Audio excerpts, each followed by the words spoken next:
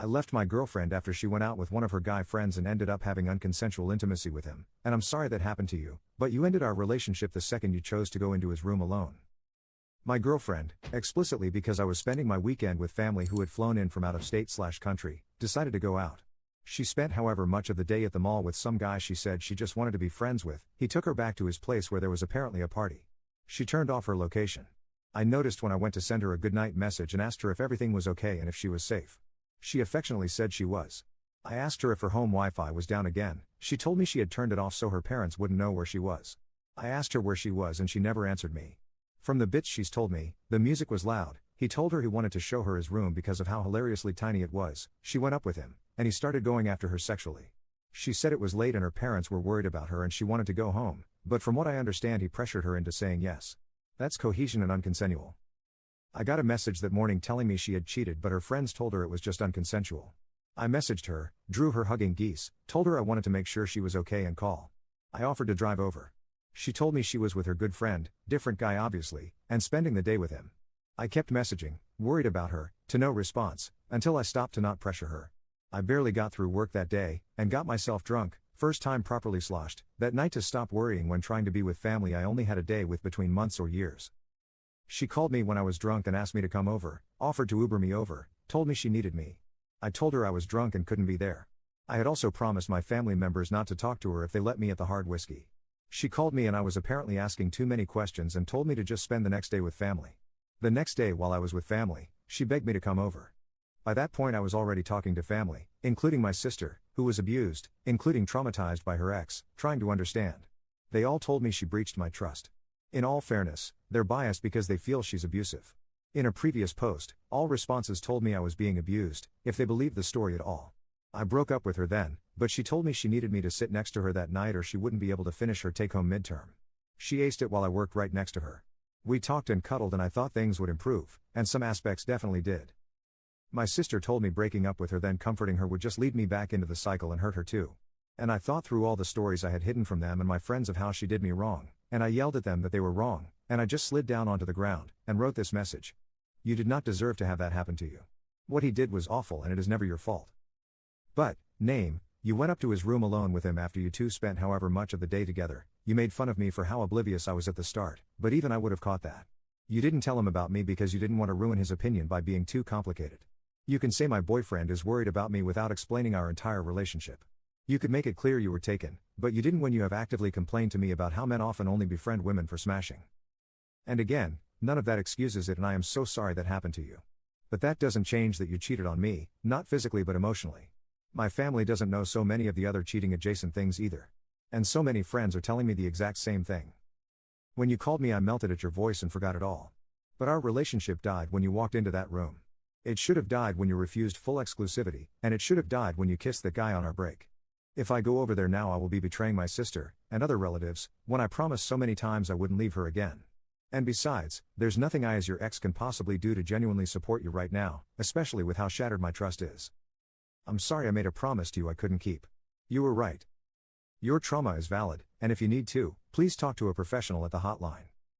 Thank you for the lessons, the fun, your amazing cooking, and the geese, and Poodle X relationship code word meaning 100% sincerely, wish you the very best.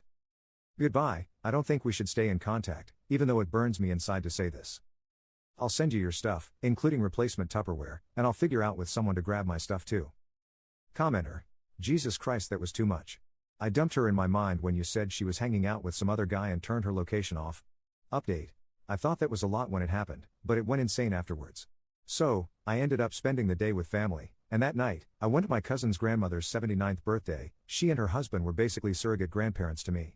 That section of the family was always close, so they were almost grandparents to me. Her husband threw this massive party, seemingly out of nowhere. That was the night I wrote the original post.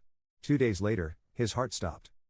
I was already a mess, between trying to process what happened with my ex, wanting answers and closure, and also dealing with a flat tire. Then he was in the hospital with guaranteed brain damage, and then he was dead. I basically collapsed the first week after the post, skipping all my university classes, and only going to work. I attended his vigil every night after he was taken off life support at the end of the week. He was brain dead, but my family wanted to keep him alive until relatives from out of town could get back. During this time, my ex got around my block, messaging me on Steam, which I forgot to block her on. She said she just wanted to tell me the full story, and recounted her story of it in extreme detail. She explicitly avoided telling me any information about the affair, lest I discover who it was. However, in telling me that, I was able to piece together who it was, a guy she had been in the talking phase with when we were talking to, who told her he had no interest in being friends when she chose me. Months before this incident, she had called a break, went on a date and kissed him. I should have left her then, but through guilt and promises, and what I later learned was a trauma bond built through abuse, I took her back. She swore to block him and yada yada. But, I wanted answers, and I was feeling so completely dead trying to process everything. I let her convince me to talk in person under the guise of closure. She cried, and begged, and promised and pleaded. I sat there, like a rock, for hours, tried walking out several times, but she withheld information, while dripping it to me just quickly enough to make it feel like progress. Over the next week, I uncovered the story. She had been seeing him in secret for the month before. She claimed it was all platonic. She put incredibly effort into seeing him. She talked bad about me too. But what really gets me is that she took the train into my city, where he lived too, greeted him at the station, never wanted me to pick her up from her city anymore, 80 miles away, then shamed me for never picking her up, and painting herself as sacrificing for me by taking the train, when she was meeting her affair at the station. I worked when the train pulled in. It was her spring break, so she was back in town for a week. She love-bombed me for that whole time, presented herself as a safe harbor in the emotional storm she caused. I was 3 weeks behind on my classwork by then, and I was only able to be productive around her, so I stayed there to stay afloat, falling into her hoover. But, then I saw her promises be broken, I saw the mask begin to slip, and I started collecting my stuff so she could not keep it hostage. I began mentally preparing to leave. Then the emotional abuse started again, the devaluation, the gaslighting, but I tried a few times to present myself, only to be emotionally attacked for a week. Then she realized I was leaving, and it flipped into gaslighting, claims of loyalty and love.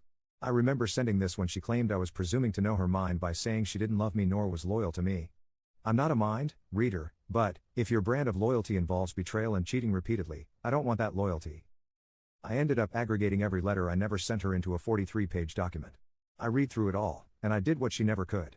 I listened to my younger self, I felt his pain, I became the person he had needed for 7 months, someone who could truly listen.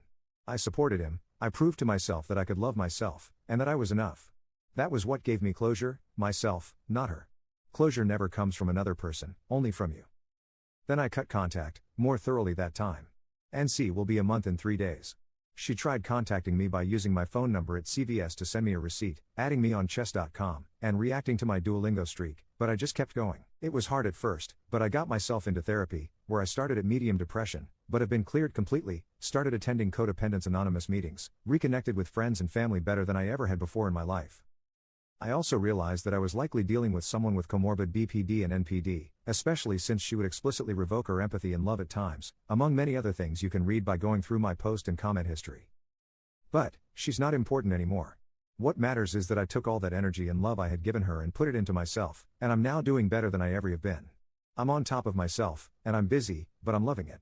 I went from a 78 on my math exam at the beginning of NC, to a 106.5 a few days ago. I barely think of my ex anymore, and while I'm not looking for romance, someone approached me the other day, and I had an amazing time with her then, so I'm open to see where things go. Apart from that, my sister's wedding is in 2 weeks, I've been incredibly busy illustrating for that, drew for 8 hours today, my finals are at the same time, and I'm also pursuing a Microsoft contract, so life is amazing, but exhausting. I'm driving out to the desert with my friend tomorrow though, and he's going to introduce me to a bunch of motor and water sports, so I'm honestly really excited, plus I'm getting a ton of friends together on Sunday to meet up after a while. Life is really good. I just wanted to thank everyone who commented and me on the original post. So many of you helped me. Several people wanted an update then, so, here it is. TLDR, life is good when you love yourself instead of an abuser. Commenter. Not the fudgin' Duolingo streak?